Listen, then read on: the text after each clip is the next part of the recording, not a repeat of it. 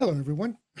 Welcome to episode 21 of the Hybrid Ministries Tech Forum, where we discuss all matters relating to challenges and opportunities of live streaming worship services and other events, and how the planning and operational workflows and the viewer experience of live streaming will differ from virtual or pre-COVID services. Whether you're considering a one-way broadcast or interactively engaging worship, the most important thing to keep in mind is your viewer's experience. And we talk a lot about that during these shows. If you're with us live this evening or playing this back at a later time, welcome. If you are with us live on Zoom or YouTube, you can contribute to the show with questions and comments on our Discord. There's a category named Live Show with channels under it named Live Questions and Live Chat. Now, we don't use Zoom's chat feature, except there's a link in there to join our Discord if you're not already set up. Now, if you want to invite other people to watch the show, you can find the Zoom and Discord registration information on our Facebook page. If you are with us live on Zoom, you can stick around after we're done and participate in our post-show, where we'll have casual conversation with open microphones. So we are a growing international and multi-faith community representing congregations of all sizes and faiths. For the topics that we discuss here, your denomination is pretty transparent. We all want to communicate with our communities and do it as effectively as we can. And so we are all here to help each other up our game. And we are just one in a related set of communities that our panelists and I contribute to, dedicated to all flavors of media production. And so if you're hungry for more, look for links in the Discord under related shows. And there's more. Media production, even for church, is a rich and deep area of interest and study. You can learn one way of doing something, or you can learn multiple ways of doing it. And this offers you creative opportunities to improve your result, enrich your personal satisfaction, and make your work more interesting. So we have multiple training opportunities for you. Audio training will be even more comprehensive next season when we work on skills for mixing, listening, editing, and more. They happen at 3 o'clock Eastern Time with Mark Plukas and myself on Mondays, and Joanna Lovell does an Audacity training class on Tuesdays. And what we're planning on are creative video switching and camera techniques for next season as well. And there may be other opportunities for training, so check out the training announcements channel in our Discord. So it's these interactive engagement opportunities on the Discord during our post-show, in our training classes, that really make this community work. The more you participate, the more everyone gets out of it. Did you ever think that there would be an international community of church tech people that you could access so easily online? Well, here you go. So head over to the Discord, engage with others watching the show, enjoy the information being shared there, and there's lots of it, and ask questions. Because it's these questions, your questions, that help drive the show and our conversation. And you'll also see special announcements for upcoming events, and you'll see past show recording links and agendas for our future shows. Now, for July and August, we'll be on a bi-weekly schedule, so every other week. So we were on 2 weeks ago, and we'll be on 2 weeks from now. So before we get to it, I want to thank our panelists today, Joanna Lovell in Pennsylvania, Mark Plukas in Massachusetts, Leo Mindell in London, Crystal Vakes in Florida, and we are welcoming Michael Kyer in Seattle for the first time today. Welcome, everyone, and thank you for participating. Now, I know there are a lot of people watching who are both knowledgeable and dedicated to working with worship technology. So if you would like to contribute to the panel discussion, all you have to do is to get here an hour early on Thursdays between 6 o'clock and 6:30 Eastern Time. Join the pre-show conversation, stick around to join the panel, or you can just join us for the pre-show discussion. At 6:40, we finalize the panel and everybody else gets put into listen mode, like we are now. So your questions and comments help steer the conversation, so do that, and remember that we're only looking at those in the Discord. So Give me just a second. I want to wet my whistle before opening up the discussion.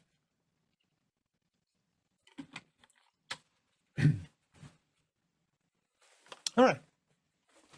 Now, if you look around YouTube, you can find tech tour videos from a number of larger churches, such as Hillsong, Trinity, and others. And it's not uncommon for for congregations at this size to have audio and video and lighting system that can cost in the millions of dollars. That aside, they seem to have no difficulty in finding people to operate those systems. Many of them are volunteers. So why is it so difficult for small and mid-sized congregations to recruit tech people? What differences can we learn from the larger brethren, and what can we learn from them? So anybody want to kick off this discussion? So I'll talk from my experience. So I can think back to pre-COVID by a year, 2 years, 3 years or so. And as the person who often did audio for our events, and these were strictly in person, I was with a congregation that had a very extensive music program and a very dynamic minister and a really good RE director. And they would try to mix it up and do some really creative things during services. And we had 2 stages. So there was the pulpit stage in the front of the room, and to the left was the choir and music stage. It was not uncommon for me to find out, and for my other teammates to find out what was happening on Sunday morning and what we needed to set up for until sometimes Sunday morning. And that's a real pressure. That's like incredible pressure, because we could need, many, many microphones and put them in different places where we'd have to extend mic cables. And the band would come in and want to do, rehearsal, not sound check, but rehearsal. And, we're trying to serve the congregation. We're trying to make sure that the congregation really enjoys what all of the music performers are doing and what the minister and RE director are laying down for messaging, for stories, for readings. And if we don't have the time to set up for that and think about how we're going to set up for that, that's a real pressure. And if we don't get the results that we're looking for, it's a disappointment. Now, we were a small AV team, and we're always trying to recruit new members. But it's really tough to attract people when we're not getting, when it's so difficult and so frustrating in setting up and getting things right and learning how to do those things. And there's no time for training during the week because, we don't have any way to set up. And so I really tried to work on getting the worship team to make decisions about what's going to be in the service much earlier in the week. Like, the order of service has to come out by Thursday, and that's going to set the service order in place. But in order to do that, everybody in the worship team already has a pretty good idea about what's going to happen by Monday. And we really wanted them to tell us as early as possible so that we could go into the church potentially and set up microphones and stands and wires and make things all nice and neat earlier in the week. And then that way on Sunday morning, when the band comes in to rehearse or the choir comes in to rehearse, everything is already there.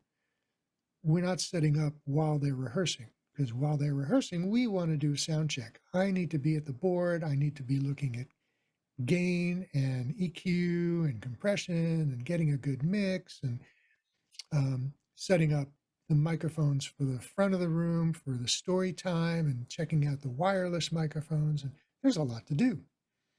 and I want to have the time to do that. So that was a frustration that we always had, and we thought made it difficult to recruit new people. What about anybody else who has other experiences?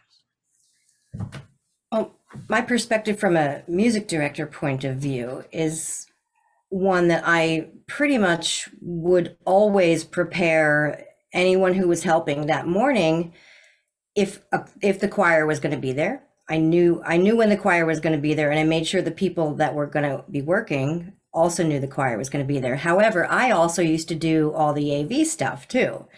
So there was only maybe one other person to ever notify, but it's crucial that people know what's coming down the pike. So, in 3 weeks' time, I'm going to have a 4-piece band coming in. I would definitely gather the troops a lot ahead of time.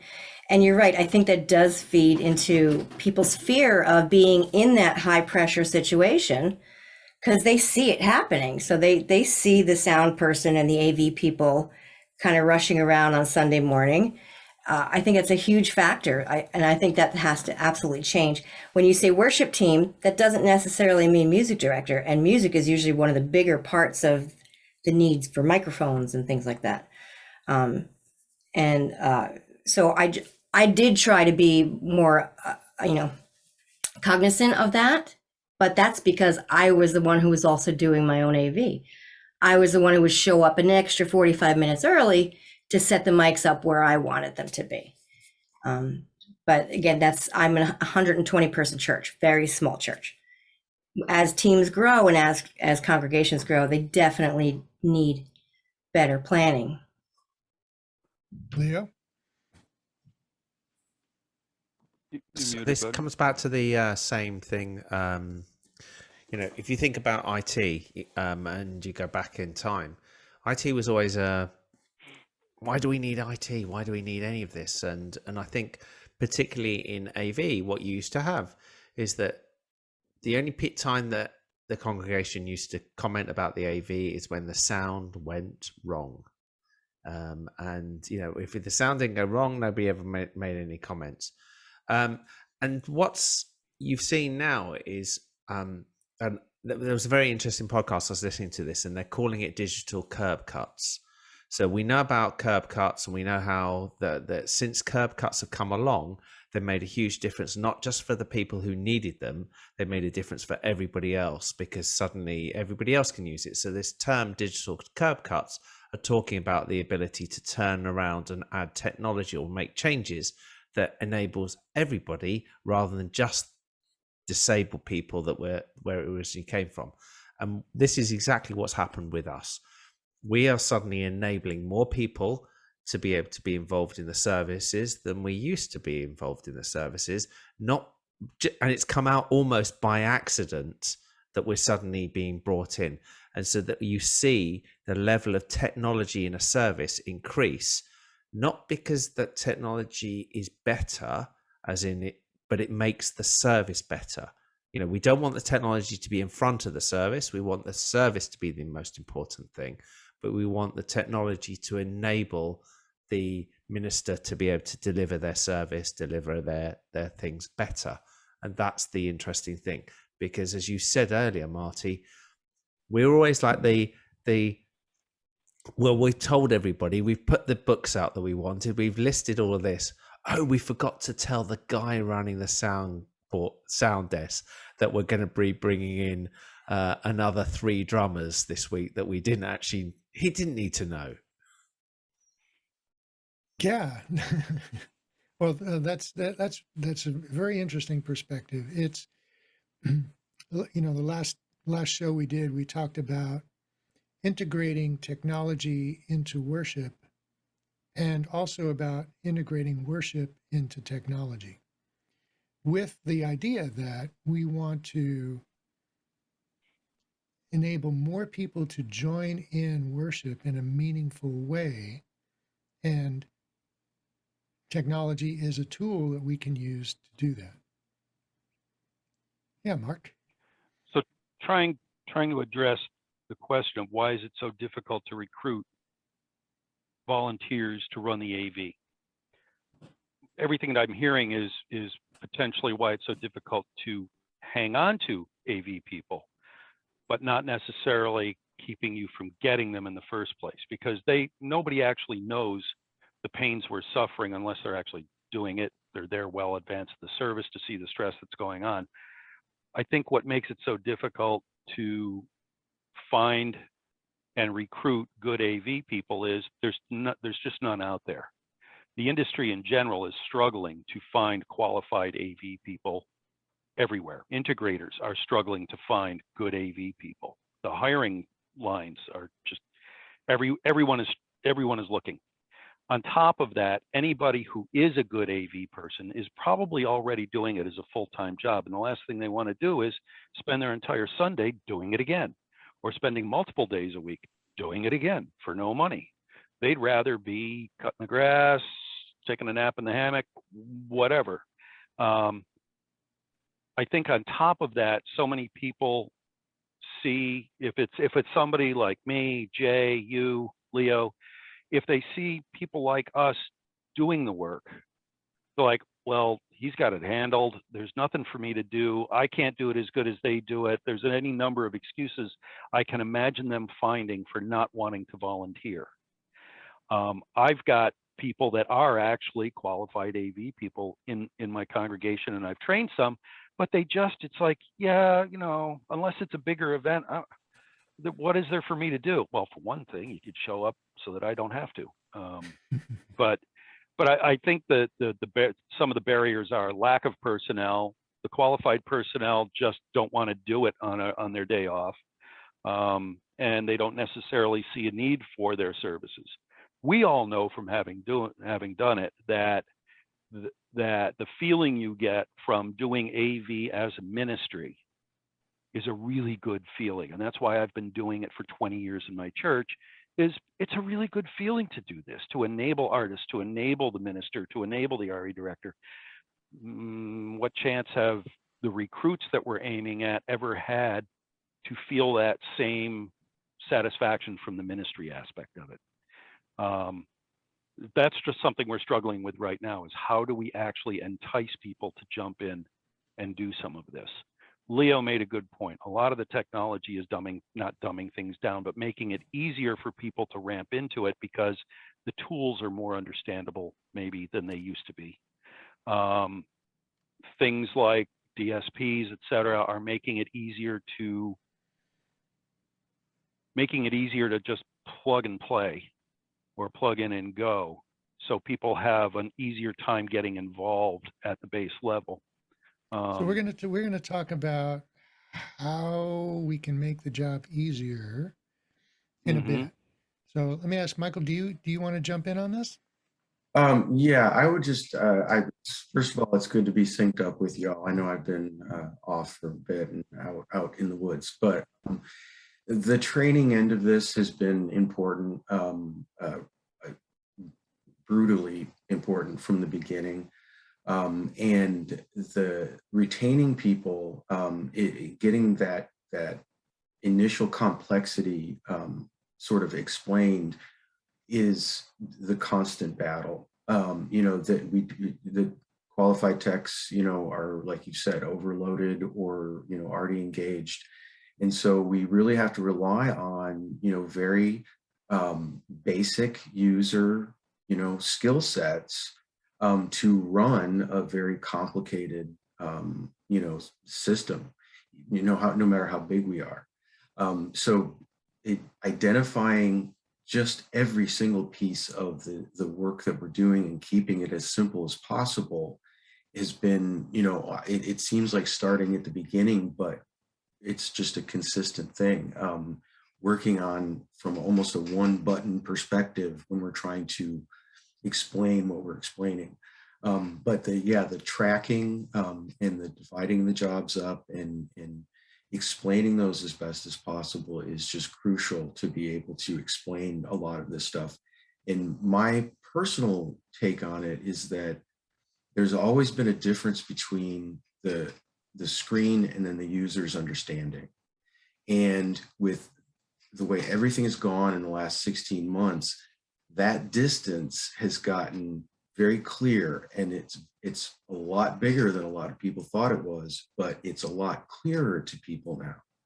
And so if we can track some of that training and integrate it into some of the things we're doing, for me, that's where I have to focus my time, because it gets the most return in the end, when our group is working together, generating that knowledge together, is just really important, really important.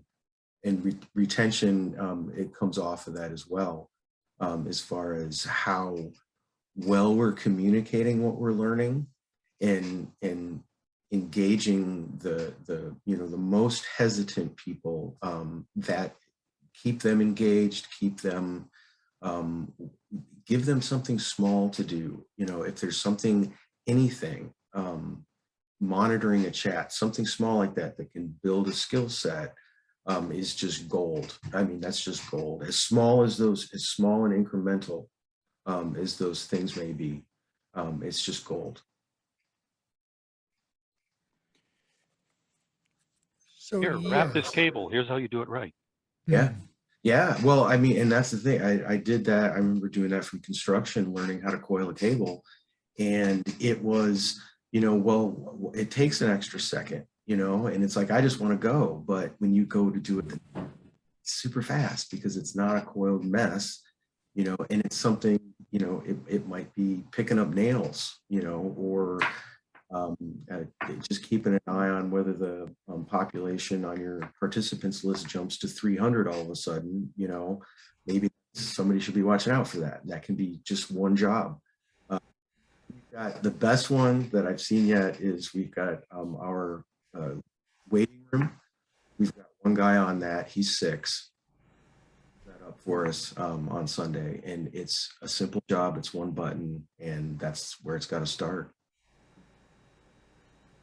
So getting people to learn how to operate Zoom, how to operate YouTube, how to do the roles for virtual services. There are mixed experiences here. I've seen some churches who have a pretty good roster of people who have learned to do the jobs and can shift off from week to week. And so there isn't any burnout. And then there are churches that we've heard from where there's just one person does it every week, does everything themselves. And that's a shame. It really is. That is something that leadership of the church really needs to pay attention to. So, I think about going back to the larger churches, they have with all of that technology, with the size of the musical performances and the number of people that get up on stage, the sheer number of microphones, the number of cameras, the number of lights that all need to be operated. That takes a lot of people to do. And, they have 2 different audio mixes. They're mixing cameras for the stream. They're mixing cameras for in-room displays. They're also controlling the teleprompter screens and lighting. In these, larger mega churches, they're full on theater lighting, right? All colors and smoke and all kinds of fancy stuff. My point being is that it takes a lot of people to do that. And they're not struggling. They don't appear to be struggling to find people who are doing that, to do that. But one of the differences that I think they have is they have leadership, and they have training programs. Now there's leadership that is either staff leadership or appointed and anointed by staff, establishing them as leadership of the team. That gives that person the authority and the clout to start establishing roles and training programs, and to make sure that people are trained, and to select people who are qualified to do certain jobs and to learn who can do what job better. In the churches that I've seen, church leadership and even worship team and ministers are kind of like absent from the tech side. They're not involved. They don't invite the tech people to worship meetings. They don't bring them in early. They don't have the dialogue about, well, we're planning on doing this in 3 weeks and we want to do this, this, and this. What do you think? Because it's the tech people that are uniquely qualified to say what is possible and what it would take to do the impossible. And these are things you need to know. If you're planning a service, you need to know this kind of thing as soon as possible. Crystal. Okay, that's a lot of ground to cover. But to answer the initial question, which I kind of didn't get a chance to answer, where do you find people? To me, you're going to have to go outside of your normal particular mailbox, inbox, whatever you want to call it. You're going to have to go into the the congregation and find your newbie nerds, your nerds in training. Perfect case in point, I think, as most people here know, my background is actually gaming. It's not AV tech, it's not production, it's gaming. I've been doing streams and video blogs or vlogs, etc., for years. So what you need to do is to find these other little caches of talent that are adjunct but not the same, and develop those people. But more importantly, you have to get ownership and buy-in. And especially when you're dealing with a volunteer workforce where they're not getting paid, if you can't sell the teamwork, you will not make the dream work, period. To use the hackneyed cliche phrase, with gamers, it's pretty easy, actually. You can say, hey, this is awesome. We're going to set up the service. It's on this stream deck. You're going to learn how to use this. You see, PewDiePie and Jacksepticeye and all these gamers get on Twitch and use their stream deck. You're going to get a chance to get hands-on one, practical experience with OBS, with streaming cameras, with PTZ equipment. We're going to teach you all this stuff so that you can help us. But as you help us, we help you. And then as you decide you want to get on Twitch or you want to do all this other stuff, you have that knowledge. Your stream is so much better than anybody else's straight out the gate. I mean, getting that ownership is in, and that's the younger kids. When we start talking about the worship committees and everything else, the truth is, if you don't speak up, you don't get. I came into a church, this very kind of medium-sized church, and I love them all to bits, but there was a lot of, as you said, very, this group was over here doing their thing, and this group was over here doing their thing. And I kind of made it known. I'm like, if you guys want this to be awesome, we got to talk. So now I'm on the new normal team and I sit on board meetings, and I'm working closely with the people in the worship committee and the music people. And it's, perfect example. When I first started, it was, I'm singing into a cell phone, holding another cell phone. Here's the piano recording. I'm playing the piano recording on my tinny cell phone speaker, and I'm singing into this cell phone, and that's our music. And I'm like, no. Okay, let's record. You do this, you do this. And I'm like, here's this thing called Audacity, and we're going to mix. And, we kind of cobbled it together as we went, but everybody got buy-in. I said, hey, here's how way you can make our service better. You can do this. This is your ownership. You as the singer, you as the pianist, you as the flute player, you as the worship associate, you as the speaker, you as the person creating, content for Wisdom for All Ages, Story for All Ages, etc. You have to give them ownership, but more importantly, you have to be willing to step back and let them take it. And that's kind of my soapbox. So there you go. Part of what we discovered that kind of dovetails with what you're saying, Crystal, is with volunteerism, you have to give a volunteer a very well-defined bite-sized piece of what to do. They know what their commitment is ahead of time. They can come in, they can do it. So give them something small, something very well-defined, that they can then buy into. And once they've experienced that, if they're, you know, if they're truly inquisitive, they'll say, well, can I try that over there too? Yeah, absolutely. Here, I'll show you how to do it. So, you know. One of the interesting things about the COVID experience is that everybody had to learn and everybody had to be involved from the minister on down. And I think that was a valuable experience. Jay, you have anything to contribute on this? Yeah, I guess a couple of things. So I think we were fortunate that we had a pretty quick adoption to moving to virtual we a couple of technical people involved, and our first foray into it, we were using our sanctuary, and I think we only did maybe 2 or 3 services in sanctuary, but we adopted the equipment we had so we could go out and Zoom, and the same technical crew that mostly that supported worship services in person moved to do the Zoom work.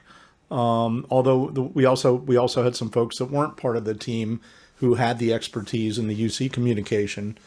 So it felt like it was fairly easy to get up to speed on, you know, just doing virtual services.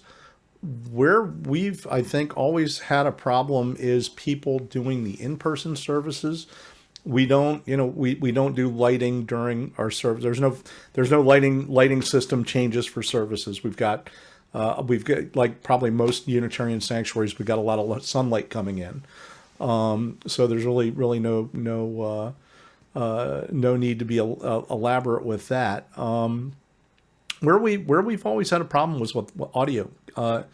Even when we had a less complicated mixer, finding people who were not intimidated quickly by the mixing console, and not just the mixing console, but teaching them how to listen. And I think that maybe one of the biggest problems in church audio, we'll talk house of worship audio, is teaching people how to listen, what to listen for. You can't, when you present somebody, here's a mixing console with a parametric equalizer on every input and a compressor limiter, and we've got all these, fantastic tools that we can use to dial things in. If somebody doesn't hear a microphone starting to ring, it's giving them the basic tool. And I think that it's not necessarily instinctual, not easy. Some people are not going to get it. Some people will never have the aptitude to really have a critical ear for tonality and, musicality, putting together a mix. Those folks can do other things. Some folks are going to be put off when you start talking about gain and decibels, and they just not that they don't want to grasp it. It's just, it seems like a big elephant. They really can't take it one bite at a time. So the reference to training, I think, is critical, and the reference to giving people small tasks and then getting them into bigger tasks. And the other thing is, I think probably one of the best sources of maybe, if you can convince them to give up some of their Sunday, is youth. High school kids. They're not afraid of technology. They're digital natives. They've grown up with it. So when our use of OBS was pioneered by a 16-year-old, right, who games, and he's kind of like become the brain trust for that, and then and then teaching other people how to do it. So I think the raw materials are in their midst. To Mark's point, it's great if you have some professionals. We've had professionals in and out.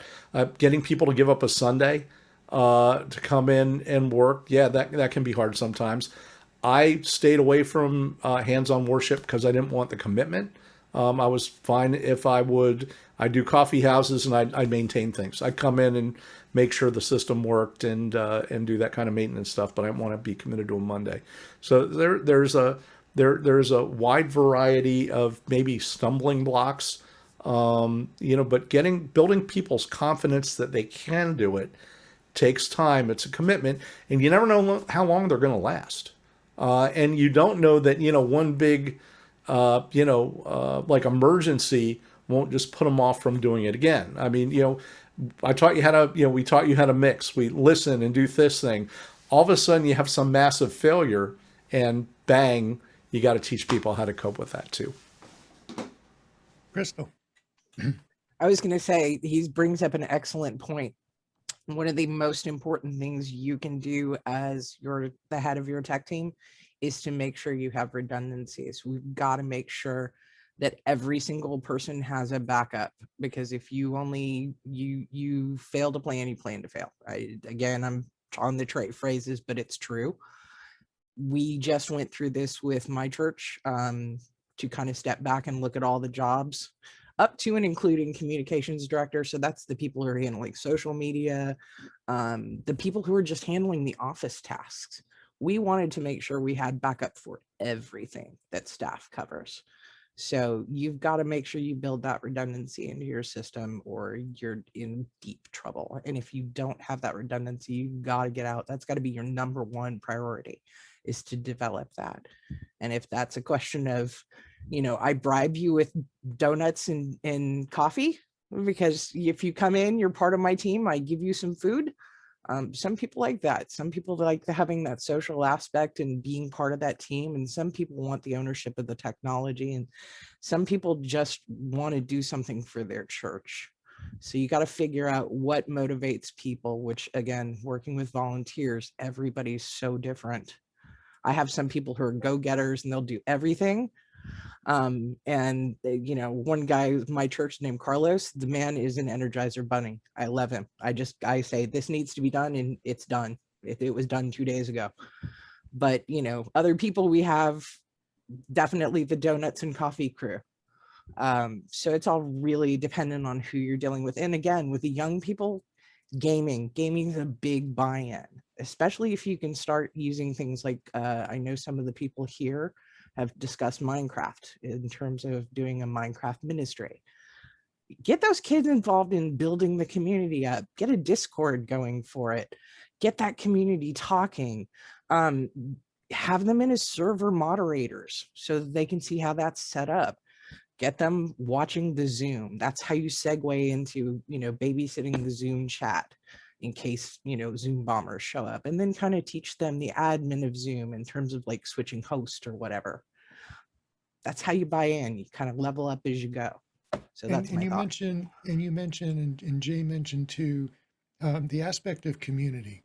This is such a critical role that happens every week for the service. If somebody doesn't show up to run the mixer or to run cameras, you don't have a service. They have to show up. They have to be dedicated. They have to be well trained. They have to know what they're doing. They have to have an understanding, and they have to have an agreement. So there's an important element of community. So building that team and building the community aspect around the team. And the other thing I heard was youth. I had a few years ago, we had a 12-year-old girl who expressed an interest in the spring, in the spring of learning to do audio. And so over her summer break, we brought her in and I trained her, and she shadowed me and she watched everything that was happening, and I explained things to her. And by the end of the summer, she ran 3 services on her own. Right? Yay. Leo, go ahead. So I think there's a couple of things I want to reverse on this. And I think this is always, to me, the worry. There's 2 things that you've said there, Marty, that when we turn around and we say to people that this is a critical role, and also when they see it and they think there isn't the opportunity to fail. And the big problem with audio and with AV in general is it's very easy to make a mistake. And when you make a mistake, you fixate about the mistake. And it's sort of like, we've got to be very careful about this. We are not producing what in my country would be a West End production and, a Broadway production. You've got to sit there and say, okay, everybody, we've got different people doing things. We've just got to take a little bit of a step back from where we are and say what we actually need and what would be ideal. I mean, ideal would be you go through services without mistakes, but that doesn't matter. And we've got to try and be very careful about this. And this, I see this a lot of times. I see that we oversell the role, as in saying it's super important, and then we make it really, really super tough for people because they just sit there and they go, oh, I pressed the wrong button and the world's going to end. And it's like, it isn't. And you know what? The best way to get new people in is to not make it so critical that they are turned off, because I would be turned off if you said to me, if you touch that, the world's going to blow up. Well, that's a really good point, and as I think about how to respond to that, I think, that there are two different groups of people that as a tech leader, I need to communicate with and impress upon. One are the people who are volunteering, and while they do play a critical role, I don't want to put the pressure on them, as you're saying, Leo, that they have to be perfect. My other group of people that I need to impress upon is church leadership and ministry. They need to understand how critical these roles are. Because as I said, if you don't have people, if you don't have the right equipment, if you don't have the technology, if you don't have the workflow that makes all this possible, then you don't have a service. People can't hear in the sanctuary, pictures aren't going out, or the audio and the pictures don't match, and you just have a mess. Leadership needs to understand that this requires not just a financial investment, although it does, but an investment in people, an investment in training, and this is an ongoing investment, right? So yes, it's critical, and certain people need to understand that, but then the actual people who are doing the work can't be pressured into that. Yes, it's a community thing. It's a church thing. It's not a commercial television program. There isn't a whole lot of money riding on this. There's just image. Mark. Yeah, I was going to say that we often end up in our congregation with people that want to perform, or they want to do something technical in nature, and they'll come to me and say, oh my God, I'm so nervous. And I said, remember, you've got a really forgiving audience here. These are your friends. These are congregants. Trust me, you can screw up a lot before they will be annoyed. So just relax, have fun with it, understand these are all your friends, you'll be fine.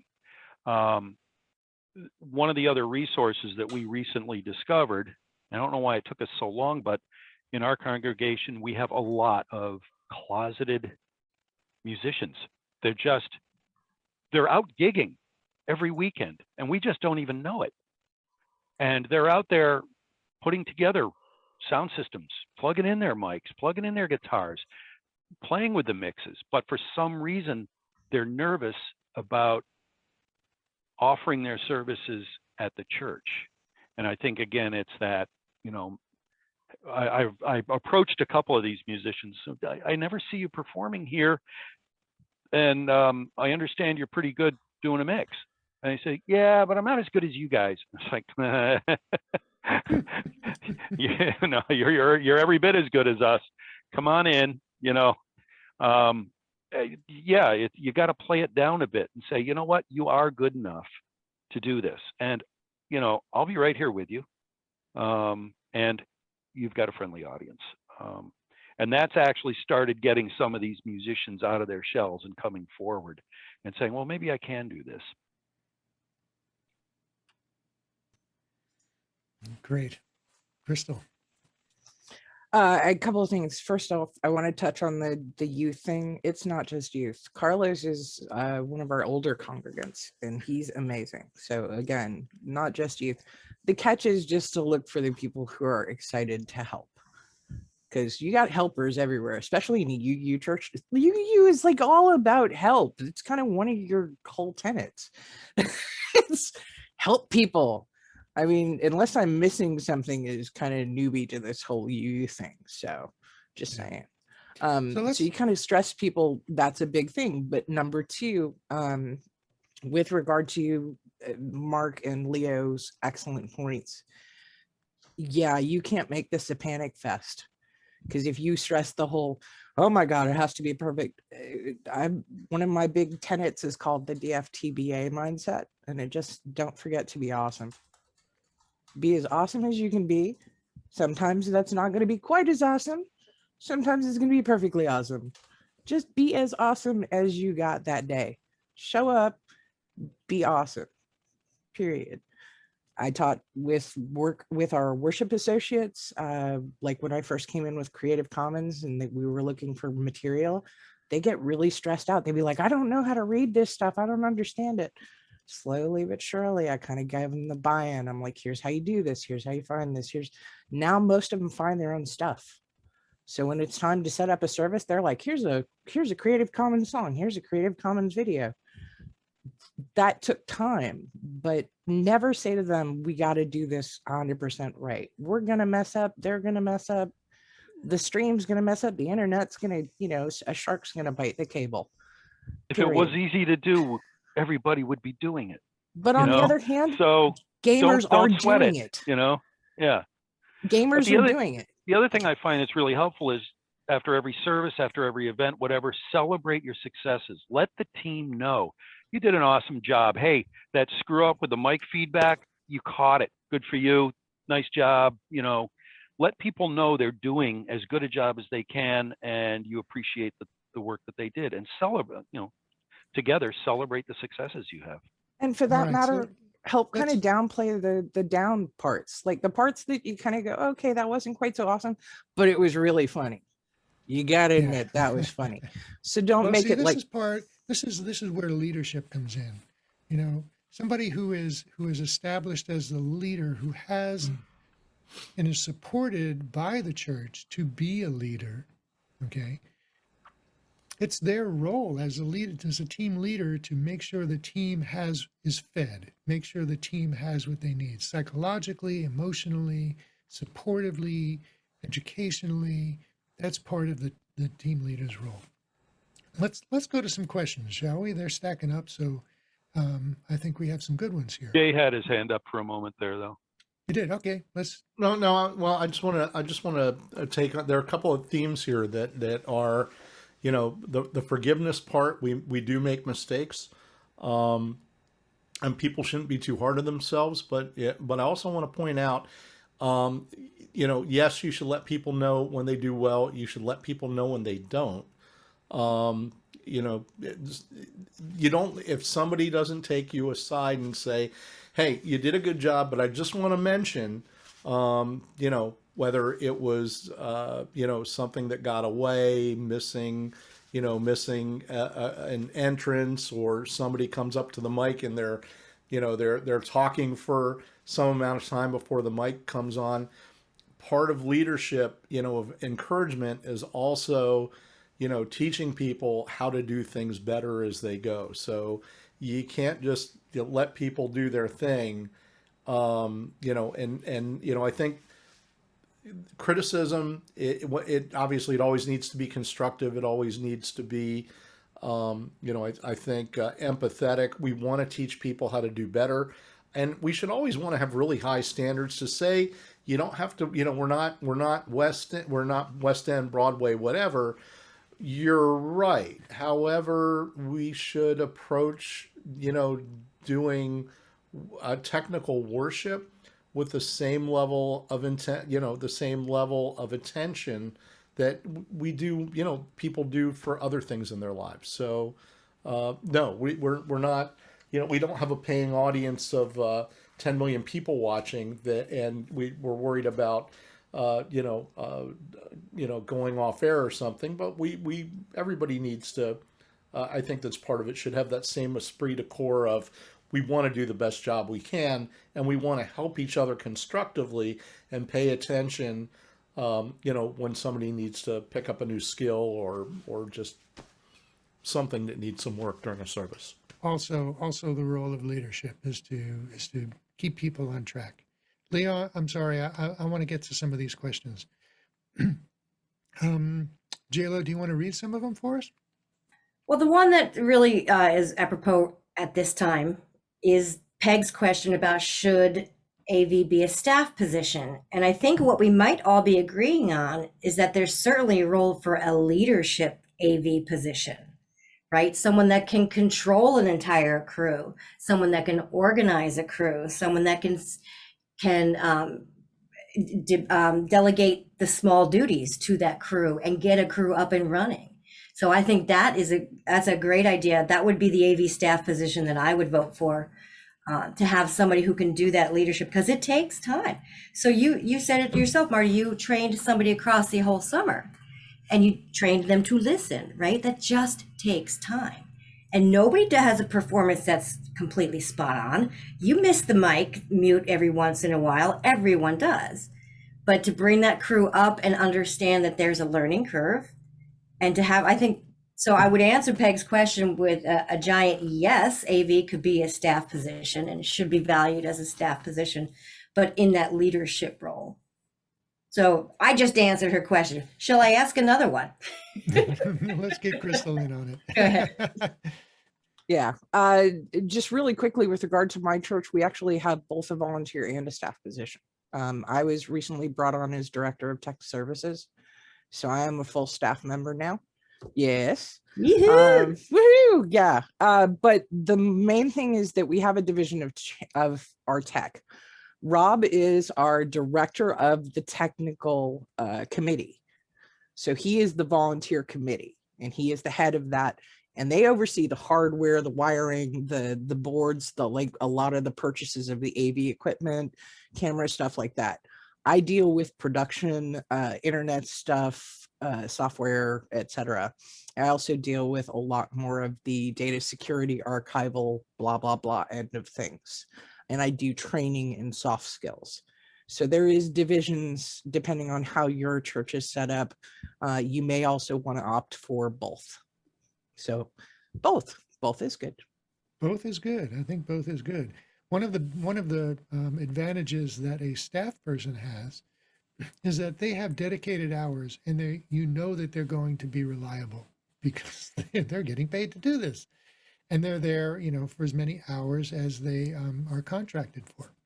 And they can build into their hours the training program, the maintenance of the equipment, the upgrades, documentation responsibilities, liaisoning with the minister and the worship team during staff meetings. Yep, a volunteer can't necessarily do that. Okay, next question. We'll back up a little bit. Tom Littleton from Massachusetts asks, am I too high, Crystal? Too hot or too low now? You're good. Okay. I thought you were gesturing. Leo wanted to answer that question. Actually. Oh. Go ahead, Leo. Go ahead. I don't have to ask.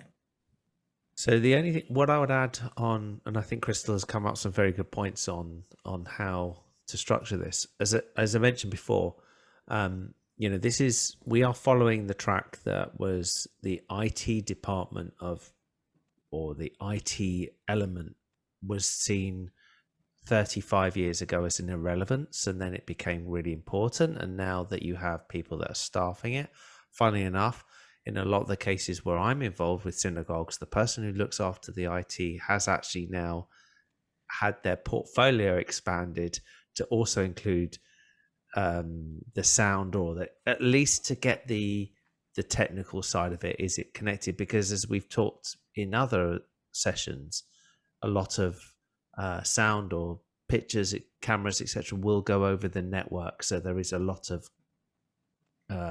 crossover. So I think that's key. But I think the other thing I was going to say really quickly also on this this thing is that we all remember back to nativity plays, and when kids do nativity plays, it's the first time they're on stage, and as parents we're like, whoa, well done, regardless of how, let's say that's it. We've got to look at this and say, we had this when we started this sessions. We were talking about connection, not perfection, and how online and how we had to bring this back in the room or had to deliver out using Zoom, etc. We are about to go through exactly the same process. We are about to go back into our sanctuaries for the first time in a different environment. And so probably for the first few weeks, we need to remember the connection rather than the perfection.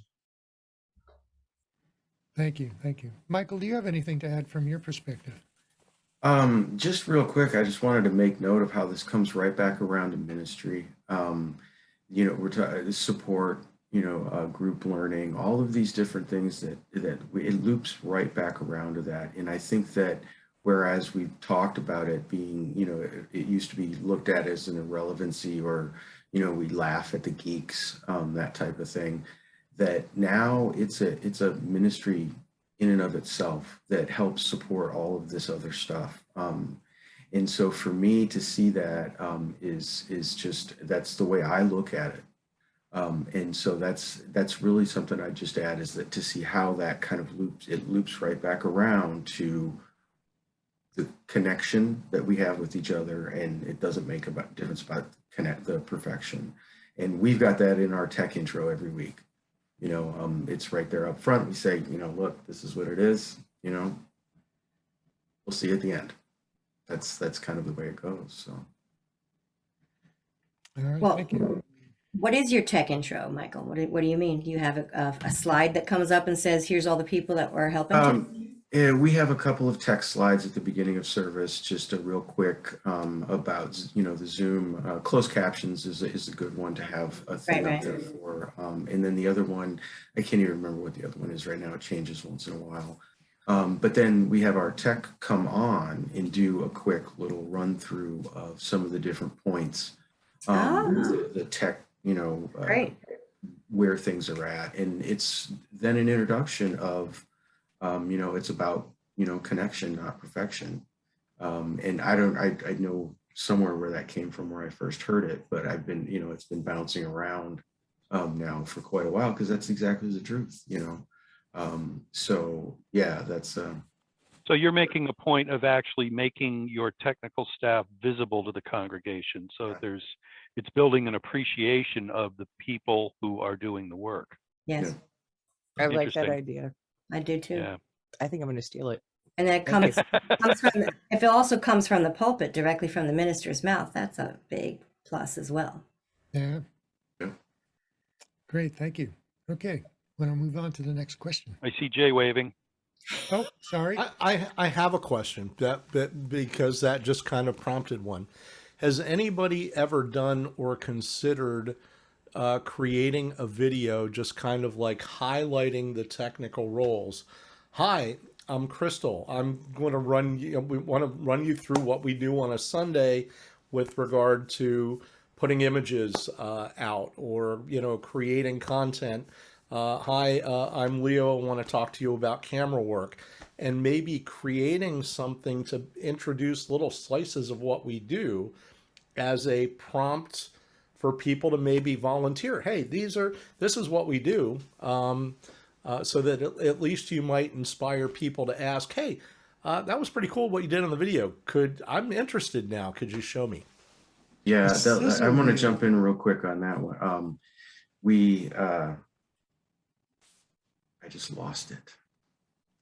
A technical sizzle reel. It's a Mark. great coming idea. back. Yes, it's a great idea. Like we do when we're asking for pledges, right? Introductory video is what he was When saying. somebody says, this is why I pledge, they come up there, they tell their story and their ideas to inspire other people to pledge. So it's the same kind of Right. When we did our first ask for volunteers, what I did was I took the 5 pieces of 5 windows that we were using on Sunday, and then just stacked them on my screen and did a video that went through, you know, hey, when you come on Sunday, you'll have, you know, Zoom and this and a document and a slide, and just one at a time, remove that screen or minimized it or whatever. Just those first 5, you know, most important things. This is what the Zoom meeting looks like, and then drop it. And then, you know, this is what your document and your video is going to be, and then drop those. And then I think the other ones were the Zoom app and maybe the Zoom portal. I can't remember, but it was just those 5, you know, of let's just start here,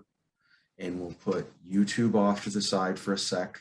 We'll put Facebook off to the side for a sec, you know, and we'll just focus on these 5. And it really, we were able to generate 3 volunteers from that were of varying degrees, but just that basic introduction of just a few pictures of what's actually going on when you're doing it. Absolutely. This is such a great idea. In the pre-show, we were having a discussion with Peg, who about what are the roles that will be needed, and who, you know, how many people will it take to perform those roles. But she wanted to know, you know, she was asking if there was a listing of what roles need to be filled. So, you know, what are the tasks that need to be done? And that's a great idea. Perhaps we can put something like that together. We can all collaborate. Everybody can send in a little video about what they do, you know, during. I saw Brian Lewis waving. Maybe were you volunteering to put that together, Brian?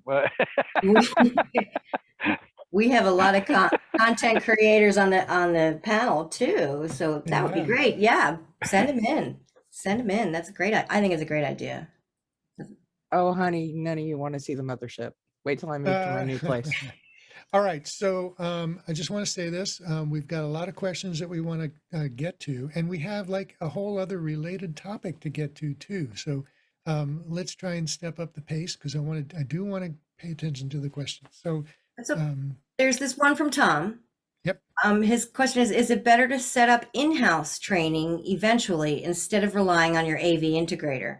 First of all, I love that you're relying on your AV integrator, but you may discuss away. Yes, absolutely. I think so. Yeah. And that's one of the additional arguments for having staff-led leadership for AV, is because that person who is going to be there every Sunday, you know, several days during the week, as many hours as they have, they will establish the training program based on, in part at least, what the AV integrators training is, but that will get extended to the particular needs of the congregation. You know, the particular operation that service needs. The staff person can customize that training. And because it's one person, that training will be consistent. One of the issues that I've seen, I was serving on a tech team that had people at various competency levels, but everybody, when we had a new recruit, everybody wanted to train them. And it's like, well, wait a minute. I'm not sure I want you to train them.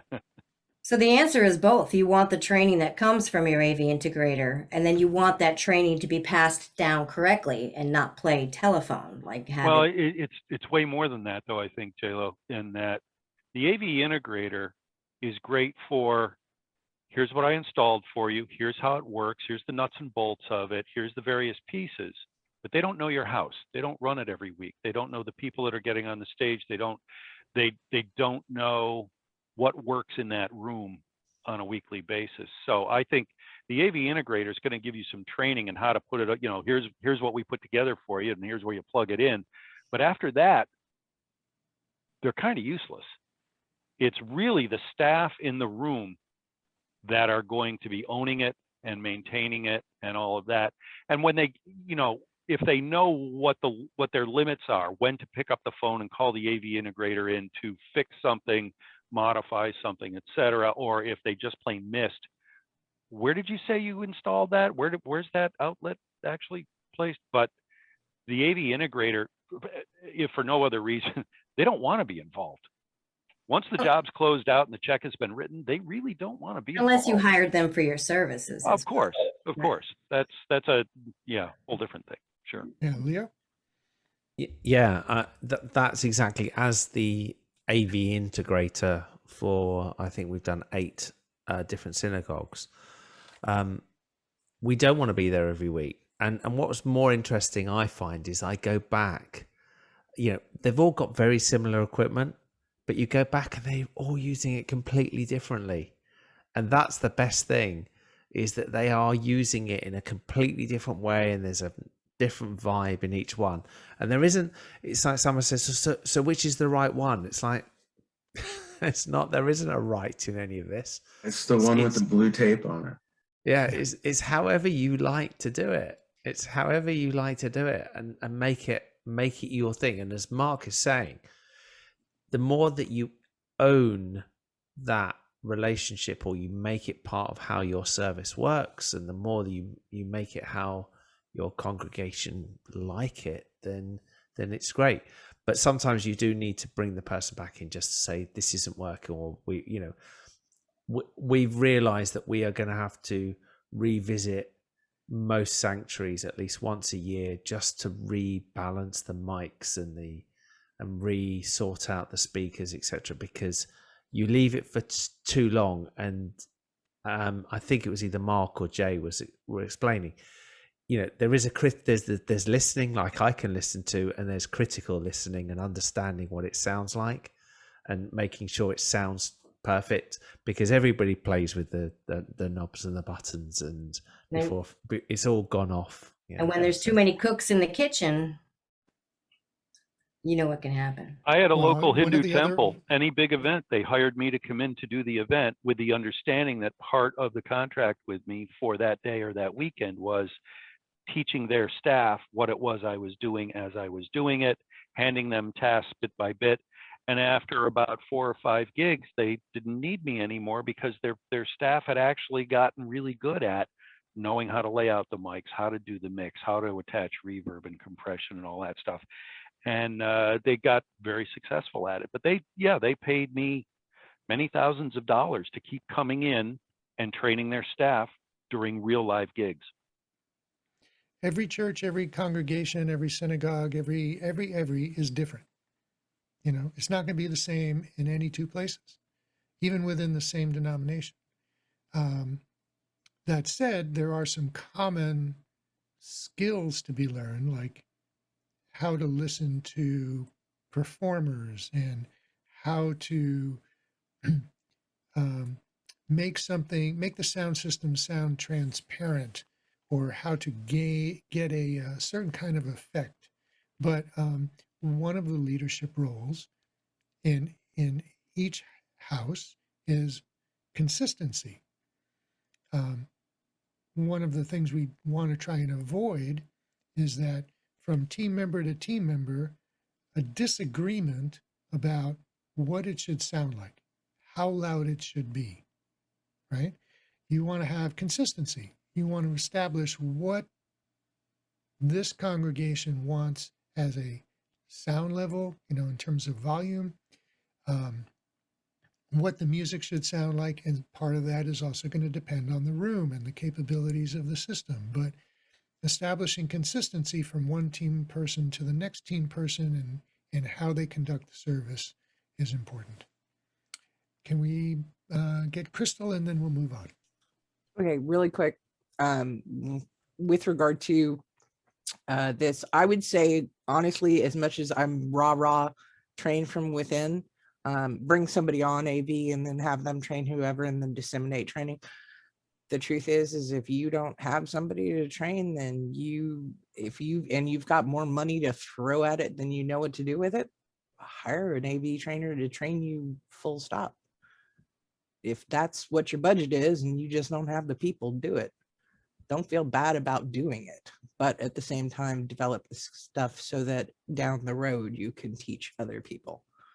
And people develop skills over time. It takes time to develop skills, and you can bring in somebody on a periodic basis to come in and train, because you bring in somebody, especially during the first couple of years, right? after all this equipment goes in. You do an initial training and you learn the basics, and then you work on those and you learn and you develop those basics, and they become familiar to you. Now you bring that pro back, and they'll build on that understanding and teach you the next level of skills. And you do that periodically, and that's how you really gain a skill base. All right, next question. There are no more questions. What? Jay's got his hand up. Yeah, And Jay's got his Again. hand up. Yeah, if I can insert something, I'm Sure.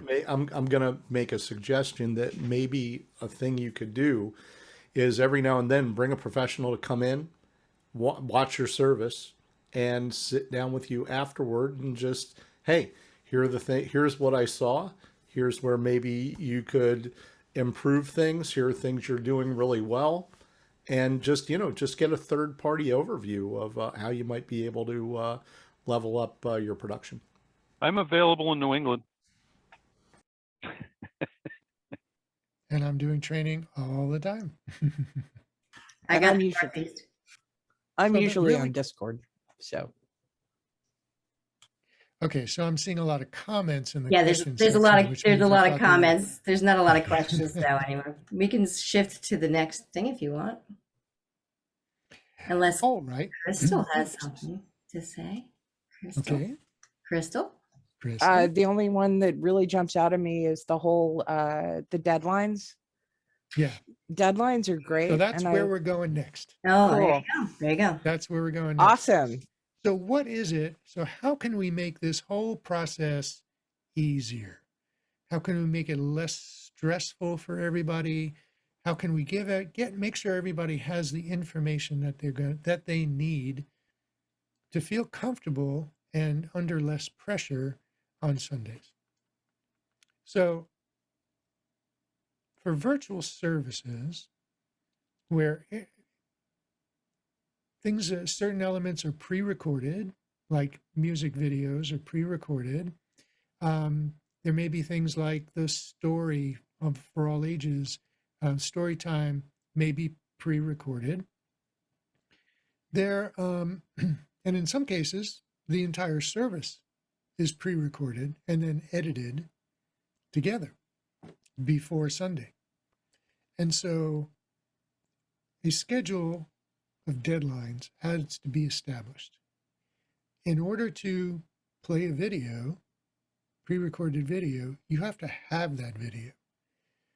In order to have that video, somebody needed to record it and send it to you by a certain time, by a certain date. In order for you to bring that video into your computer system, check it out, make sure that you can play it, and make sure that you can have it inserted into the service. In order for that music video to be recorded, all of the musicians and all of the singers had to learn their parts, had to do each of their individual contributions, and then submit that through some mechanism to the person who is assembling and editing that video. And all of those parts needed to be delivered to the editor by a certain date so that they would have the time to do that editing, mix the audio, and then have it prepared and send it to the person who is actually going to play it or assemble the entire service. So there was a workflow, a schedule of deadlines that needed to be established, and at the very top of that is the minister and the music director deciding what the service is going to be, which probably happens weeks before the service weekend. So the whole idea of workflow and schedules is a really important concept. Now, take something like, take a professional television series. Now, take a news program, nightly news, right? Looks fairly simple. You've got one person sitting in front of a camera reading stories, and maybe they have a keyed in screen here with pictures and text and stuff. It's the same thing every night. right? Looks really simple, but it's not.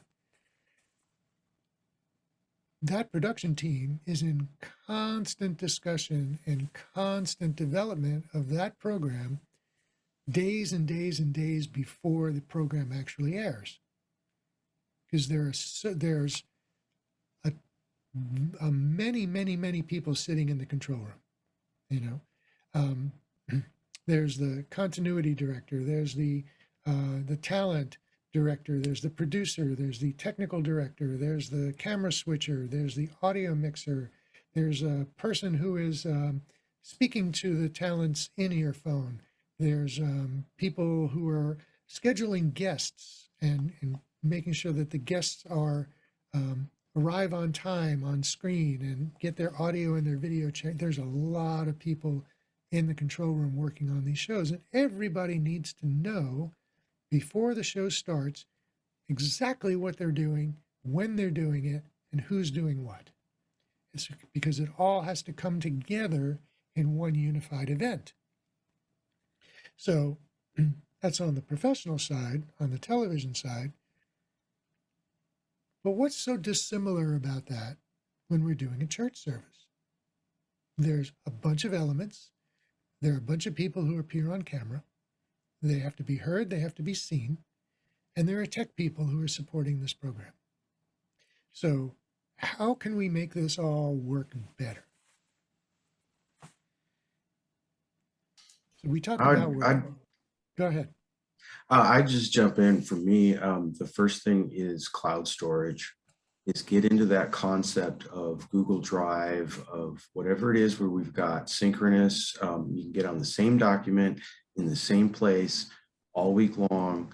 You can track changes, get used to that idea. That has been the big one, a big hurdle. I was surprised, but it's a big hurdle of that. I can alter this document and it's okay. That's a big thing. And then in addition to the cloud storage would be chat channels, as far as getting that communication going on a weekly basis, because there's a big etiquette to learn with chat, and it all depends on your own particular team, how they're going to use it. And so it took us quite some time to figure out that when folks are going to use it, or how they're going to use it, or even if they're going to use it. But it is so handy to get that communication channels flowing, and then you can get the real training and stuff going. But yeah, absolutely. First things would be cloud storage and side chat.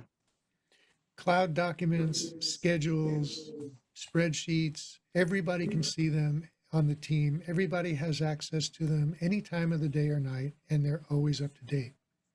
Good point.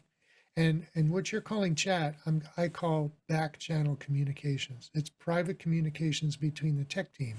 And that not just happens from Monday to Saturday, that happens on Sunday during the service, so that people can communicate as things are going on and things are going sideways, or something unexpected happens. The tech team has a way to communicate with each other, and so you can work out things. Mark? Yeah, I was going to say that, lots of talk, having documents there for people to all be able to edit, contribute to, review. Absolutely. What are those documents? What is the framework? What is the communication? And I think having a good, clear, understandable run of show is a great place to collect your thoughts. It's like, well, here's our format. Have we received this video clip? Has the musician been contacted, because he fits in right here? So you could potentially use the run of show as the layout for the communications and for the advanced planning. It's like, until that's filled out, you don't have your service yet. There's missing elements, and having people assigned to specific parts of that run of show. For example, if there's going to be someone coming in with a guitar and sitting down, all right, who's responsible for contacting that person, making sure they understand, look, it's 10 o'clock service. You need to be here and tuned and ready for a sound check by 9:30, because we're only going to get 5 minutes together. who's making that phone call, who's making sure that these pieces have been put together. I think the run a show is a perfect place to format all of that.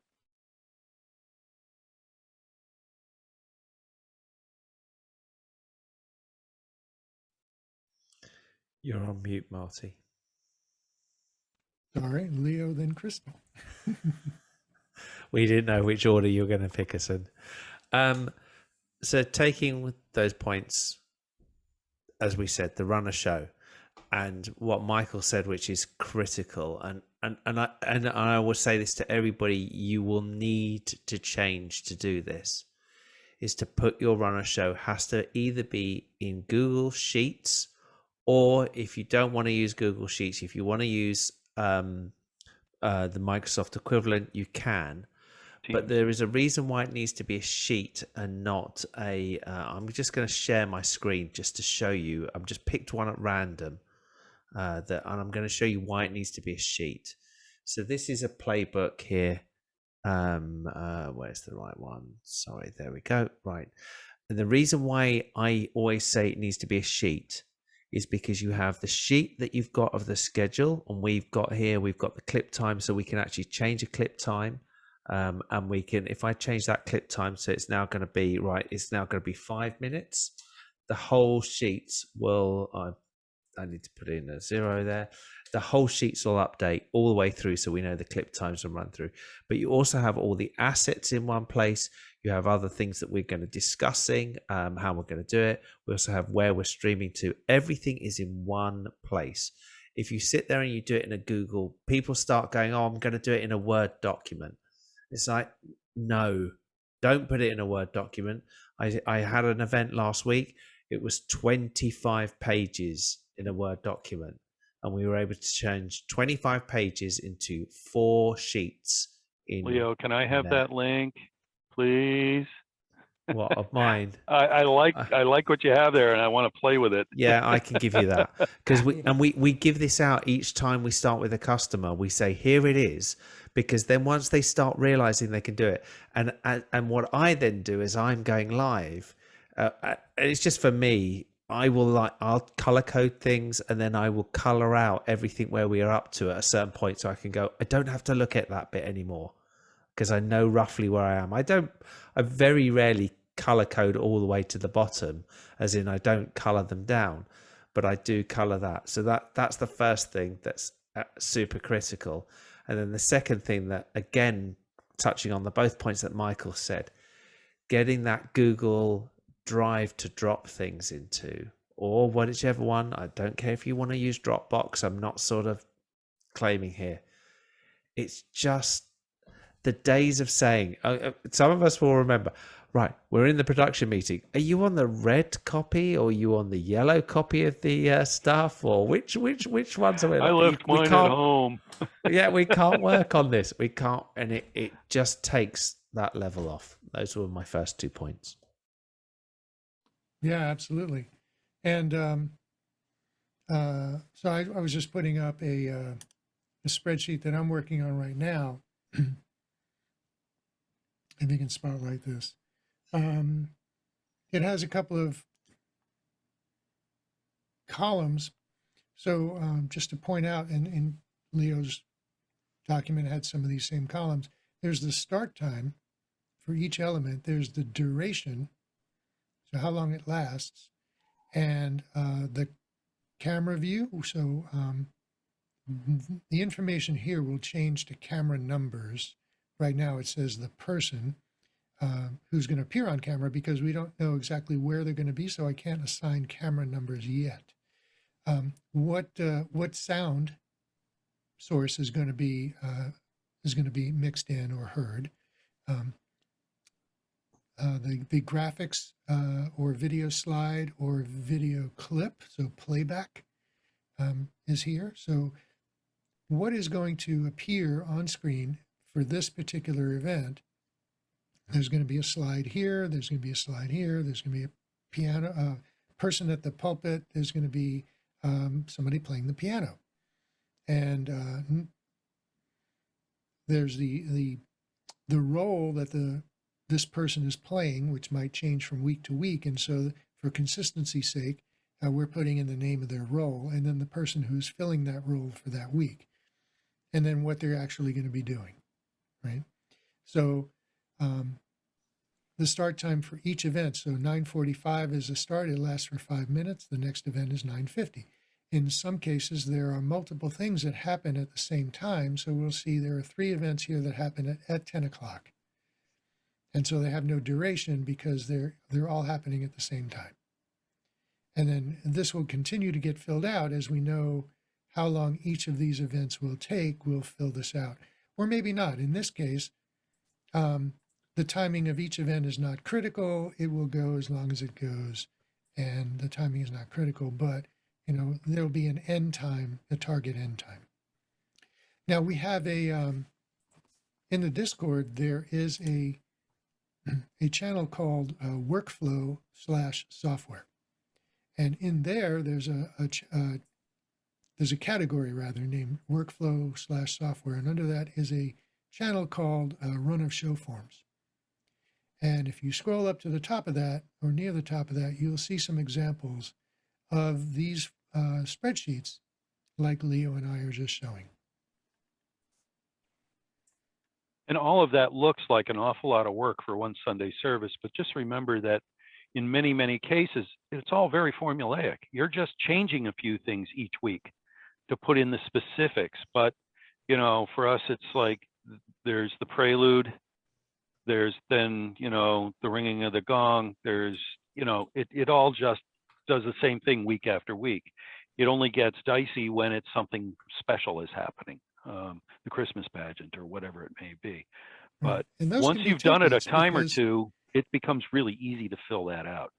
Right, and those become templates, so you can use the same, Christmas show every year, right, Crystal? Okay, just wanted to make sure I was unmuted. With regard to, obviously, Google Drive is a fantastic one because free.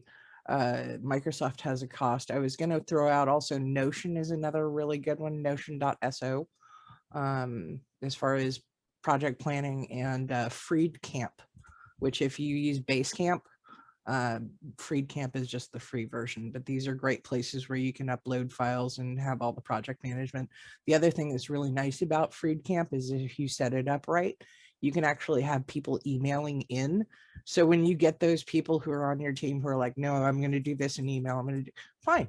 You want to do this in email, we'll put it into FreedCamp, and then you email into FreedCamp, and FreedCamp emails everybody.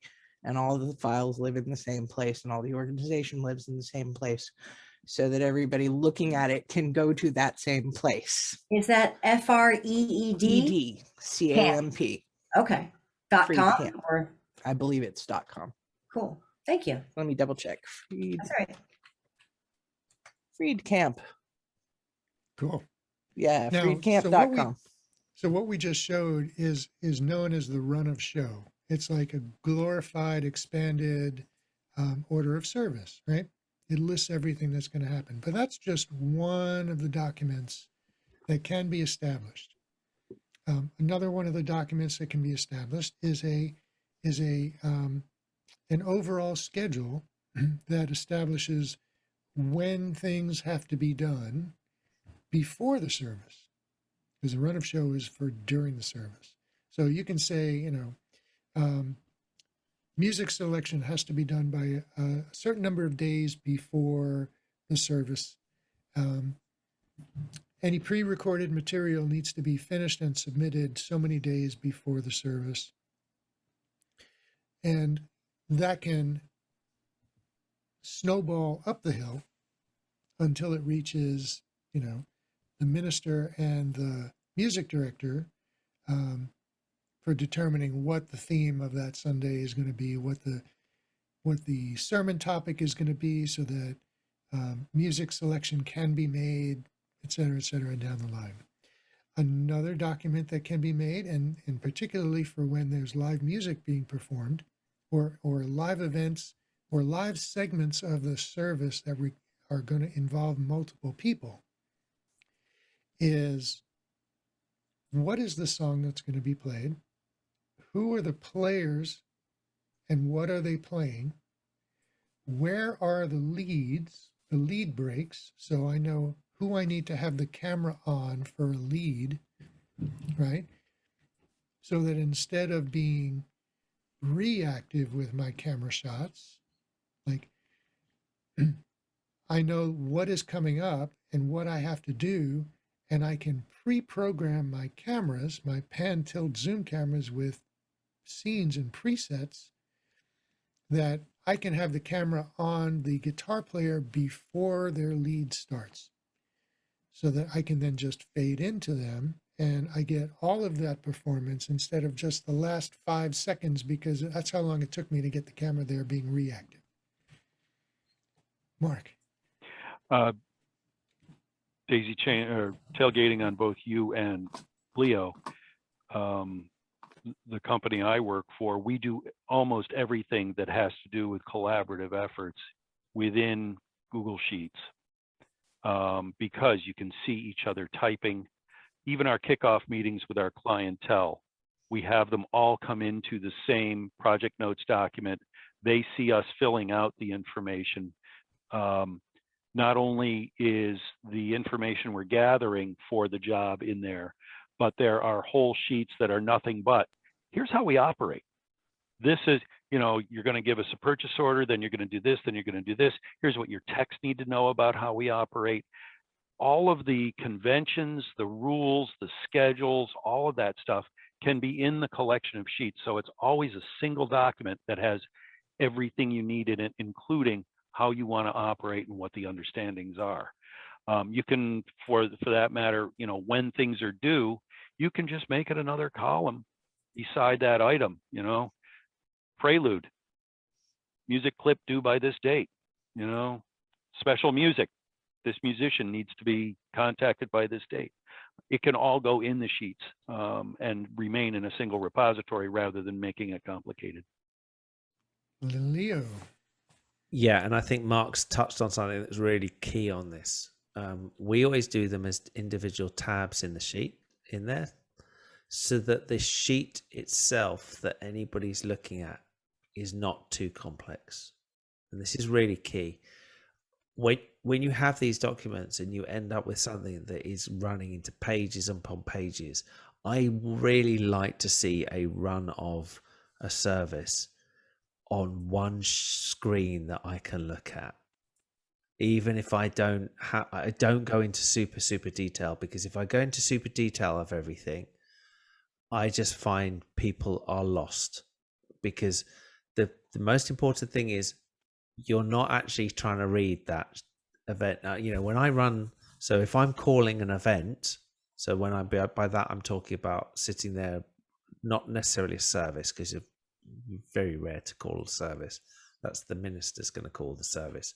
But if I'm calling a live show, I'll look at it, and I don't expect anybody else to be reading this sheet, or vice versa. I'm expecting one person, but you need to keep these things concise. If you put too much detail in or too prescriptive, maybe you can do that. Personally, I actually prefer not to go into too much. The camera has to be exactly here. The camera has to be exactly here, because it doesn't allow the freedom of people. Maybe that's just how I like to work. I just prefer to let people, and when you live with what you get, it's maybe I'm just, yeah, maybe it's that difference between pro and super. You know, I wonder what Crystal thinks. You're allowing for flexibility, and that's important. Go ahead, Crystal. I love it. Leo's like, I wonder what Crystal thinks, because he knows I'm going to come at. No, I'm kidding, but not really. No, I agree with you. Actually, I'd like to keep it all on one screen. Although I'm going to deviate from all of you, because I come from a theatrical background. I was a stage manager with a theatrical company, so I like my script. I like to see what you're going to say ahead of time. And the other thing that we've found with worship associates and speakers is that they really like knowing what they're going to say and have a chance to kind of bounce it off other people and say, does this sound really cool? You know, does this work? And then we have a really good beat on what the message is. And sometimes with speakers, we just say, okay, you don't really have that firmed up, so just give me like the last of it. So they'll say, Like they'll say, so may it be, or amen, or whatever their sign off. So say we all. You know, you need to know what your out cues are. You know? Right. And Yes, exactly. And I would that's say my that's the theatrical worst. background. The out cues is the biggest single problem we Yes. have. And I say to people, or they go, well, after I've spoken, I'm going to go to a video. So, and coming up next is going to be Marty. But Marty is that, and they'll do this, and they double or treble intro, and you're like, stop! Yeah. I've gone. And it's already in writing, and they still say it, right? The In the order of VT is service. rolling. Oh, The VT is yeah. rolling. I hear you. I think one of the things that crosses over all of this, though, and the difference between what Crystal has talked about and when we're talking about services, to do what Crystal's talking about, and I do this with events, we practice and practice and practice. So we will have, we will have runs so that we test it and we know where we are. I don't think you can do that with services, although I would say for what we do on my side, for the High Holy Days, which is our big services every year, we do practice those. Okay, kind of. We do a speed through. We don't do the you read every single thing. It's more like it's mailed around so everybody knows what's going on and what's changing when and who's going where and what switches where. Because it's all very clearly, tech this, tech that, blah, blah, blah in the middle of it. And yeah, again, I love having it on one screen, which we do on our worship schedule, which is the overall document. But we don't do like a run of show as much as I love run of shows, because that makes people go, times, and I'm not gonna hit this 5 minutes. I'm gonna be 3 minutes and I'm gonna blow it and give them a script. They're way cooler. They're way more chill. So we actually on a weekly basis do a Q to Q. They'll, so that they can just practice the transitions, and that's all everybody we do. knows what's to be expected and what they need to prepare for. That's exactly it. We only hit the cues. We do a speed through on the whole thing. So I actually prefer to have both. And I'll tell you why. I like to have a script. The script is actually necessary. And there's very little that happens in a service that shouldn't be scripted prior. The sermon, scripted. The reading, scripted. The announcements, scripted, right? I should have those printed on paper in front of me when I'm sitting at the tech desk. And for a couple of reasons. One, it gives me my in cues and my out cues. It also gives me a way to know where in the script the person is. And that tells me, depending on what role I'm filling, it tells me how much time I have until the next event starts. When I'm doing audio, or if I'm doing video, I'm not looking just at what I'm doing now or what I'm doing next. I'm looking at what am I doing 3 or 4 moves down the road, because I need to, it's like driving from here to there. You're not looking at, well, what street am I crossing now? It's like, I know that in advance, I'm going to be making a left here, a right here. I'm going to go down 3 miles and I'm going to get off there. I know that before I leave, right? And so I'm preparing myself to follow this roadmap of the service all during the service. And I'm constantly looking 3 or 4 steps down the road. So as I'm reading the script, I know where I'm at and how long it's going to take me to make the next turn.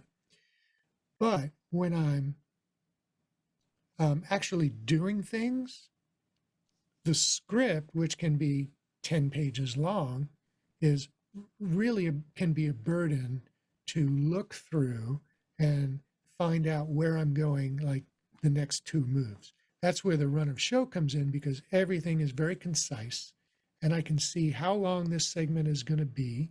And I don't have the entire script there, but I know how long it's going to be, and I know who's doing it and what camera is going to be there, what audio needs to come up, et cetera, et cetera. So I like to have both pieces of documentation in front of me. Yeah, I'm kind of the same. I like to be able to preview the entire script because I'm looking for pinch points. It's like, oh my God, there's 5 cues in 30 seconds here, and I have to repatch 3 things during that. I like to know that ahead of time, think through what my hands are going to do, how I'm going to accomplish it. Do I have to run up to the stage and reset mics? How long do I have to do it? Where's the quiet spot? Where's the spot where the entire congregation is getting up to do a reading or something, and I can sneak in and do something? So I like being able to look at it in advance to find those pinch points and figure out where I can sneak in and do stuff without being disruptive to the service. And this doesn't just apply to large congregations. This can apply to small congregations too. Crystal? Yeah, I was going to say another thing that's really nice about it, mentioning the pinch points, as Mark has pointed out, which do, as soon as you get that script, they're so clear. But this is where I love the Stream Deck, because you can kind of go, okay, this is where I'm going to set up this row of buttons, and I can do everything really fast. And here's all your buttons.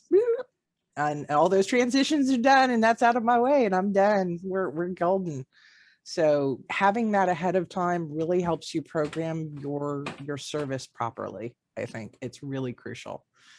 I would say, though, I have a separate monitor that's mounted sideways specifically for the script. So that's super easy for me. I just literally use the scroll wheel on my mouse. I just click, scroll, click. I'm done. That's like 10 seconds. Well, not even 10 seconds, like 2 seconds. So everybody's different. You got to do what works for you and your group. I deal with a lot of older people who, when they see numbers, they freak. So scripts are better. Great. Anybody else? Michael?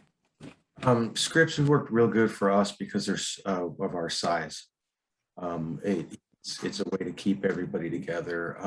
But when the bigger events, absolutely having both the script and your scene list, or whichever one you're using, having both those together, then your speakers can follow the script. You can follow the script, where your speakers are at, and then you can also follow your other list as well.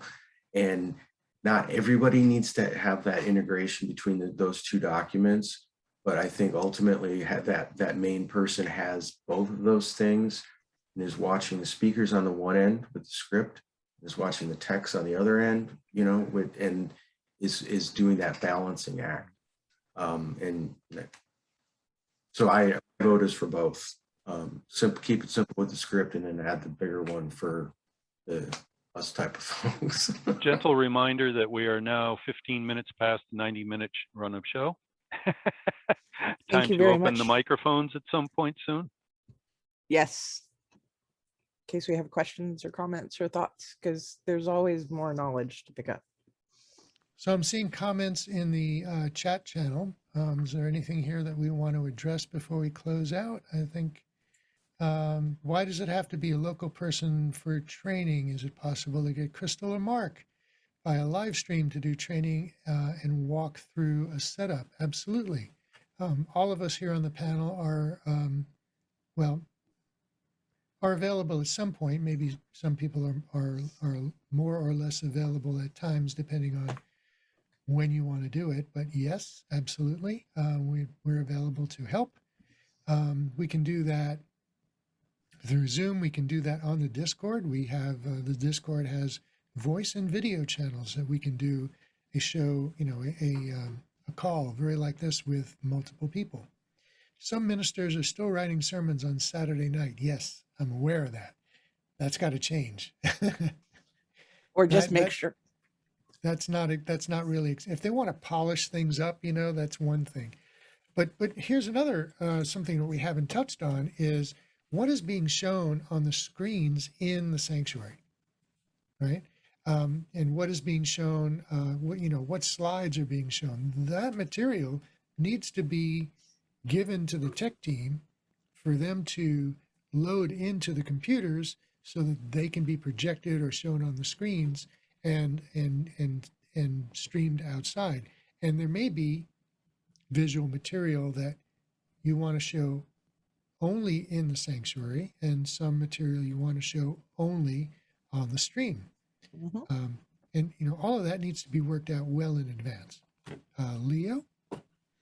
Yeah, so I wouldn't want to stop the spontaneity of a minister still writing their sermons, because that's life. That, but the bit that really is super critical to me is the recorded information, and particularly anything that's music or videos. The number of times we get them over and they're thrown at the last minute, and it's just professional levels of things that you want to do. So when I get any videos, I want to play them, see what they are. Invariably, although we give the instructions, which is, could you please make your camera portrait landscape before you actually record it? No. So I then have to, if I get a portrait, I'll do a Gaussian blur. So that's where you've got the sides, the edges, they follow the screen, but they're not, so we'd do that.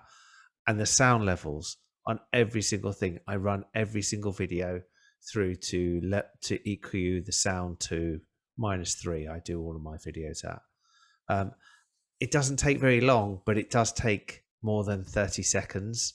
And so we really need them in advance. And if they're not right, that's the bit that I think makes a service look poor. And it'll take more than 30 seconds when you're editing these videos. If, one of them is way louder than another one, and a different one has got a really poor audio quality, then you have to touch that stuff takes time. Just normalizing an a 5-minute audio track is 30 minutes worth of work.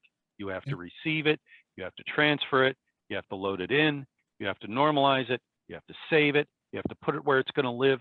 It's half an hour's worth of work easily to normalize one track. And if it was done properly the first time, it would be really easy. Crystal? And this all dovetails back to where we started. You've got to get buy-in from your congregation, your volunteers, your people, get everything set up, get your worship schedule ahead of time, planned out, ironed out, get everybody on the same page. It's all organization, personnel, and ownership. Get everybody on the same team and it'll go a lot faster, because people will get things in because they're excited to get things in, because people are going to see their stuff they made this weekend, and isn't that awesome? So get the ownership. The rest will go. I'm going to be on TV. I'm going to be on the internet. They're going to put me on Facebook and YouTube. You can watch my stuff. Isn't that awesome? Yeah, get ownership. They'll get excited. They'll get their stuff in. Trust me, it works. And I'll take that back even further to our very first show and what we talked about. And we talked about the very first thing before talking about, all this equipment that we're putting in, before talking about how much money we're going to spend and, how many people it's going to take, is like, why are we doing this? What is the benefit how do we justify this? Is there a benefit? What are our expectations for what we're going to be able to do, and for what this is going to do for the congregation? And that's where you get the buy-in. That is the initial buy-in. That is the initial agreement, the consensus as to why we're doing this and how important this is. And if it's really important, it's important to do well. Right? Presentation quality. I go back to that all the time. The quality of your presentation is going to determine the size of your audience, the size of your online congregation. If you don't give them something engaging and attractive to watch and to listen to, they're not going to come back. Maybe they'll go to another church online, even if they're part of your own membership. If they can't come to church, they want to come to church, you're giving them an opportunity to come to church, you need to give them a reason to stay and to come back, right? So that's that initial buy-in, is like, we believe this is important for the congregation, and if it's important enough to do well, and this is all part of doing it well. All right, so well, this has been another great conversation, and to bring it back home to the first part of the show, this is all about making it more attractive for people to volunteer on the tech team. It's like the better the leadership, the more certainty that there is about what is going to be done, what is going to be expected of people, the less uncertainty about how am I going to learn this? How am I going to do this? How much time is this going to take? The more structured things are, the easier it's going to be to get people to volunteer and to stay volunteered and to have fun doing it, because this really is fun. It is fun to get all this stuff done, to produce these videos, to, there's a certain amount of adrenaline that goes on in every event, even for professionals who do this every single day and get paid for it. There is a certain amount of adrenaline because there's this uncertainty. There's always an uncertainty. Is this going to work? Am I going to do this well? Am I going to find a way to do this better? Magic happens sometimes. Things just go really well, and you come out of the other end of this and say, wow, that was cool. That was cool. All right, so I want to thank our panelists, our guests, for such a wonderful conversation. I hope you've enjoyed this time together. Perhaps you found it informative, enlightening, enriching, energizing, and motivating. Watch the Discord for agendas for upcoming shows and where you can find recordings of the past shows like this one and announcements about upcoming events and everything else. So, here's one thing I want to change. In my next line that I say every week, this is new ground that all of us are first exploring for the first time, with all new possibilities, with no prior models to follow. And that's what I want to amend, because there are models. They're just on a different scale, right? Because this is video production, audio production. This happens all the time. There are models that we can follow, but they're on a larger scale, and we can learn from those and bring them down to our level. So make it your own. Reinvent your ministry. Think bigger about your community and how you can reach them.